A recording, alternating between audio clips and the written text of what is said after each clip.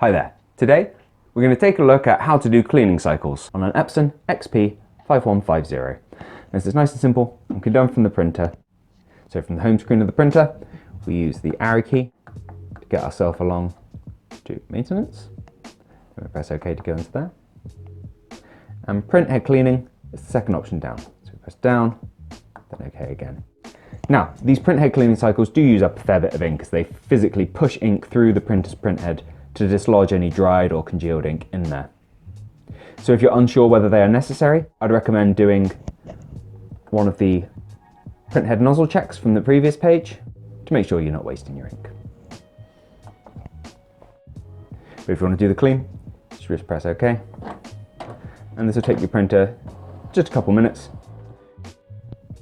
And with the clean complete, you're given the option to print one of the nozzle check patterns I mentioned earlier. And to me, this is a natural next step, so you can kind of progress doing cleans and test pages until you're completely happy with the quality of the print you're getting. If you're interested, here's one of the pages. You can see the breakdown of the 4 colours. It's nice and easy to see if there are any colours missing or what issue you're having. If you wanted to see our dedicated video on the nozzle check test page, we have that on our channel. Might be worthwhile taking a look.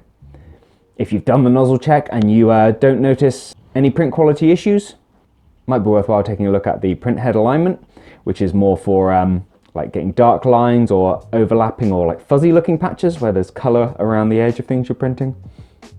We have again a separate video on that if you want to take a look. And the paper guide cleaning, which is more for if you're getting smears of ink kind of running up your page. I won't bother with the video for that one because it's very self-explanatory and the printer takes you through it pretty well. But that's about all there is to see here. If you found this useful, let me know with a like. If there's anything else we can help with, let us know down in the comments. Otherwise, thank you for taking the time to watch this video, and we'll see you in the next one. Bye bye.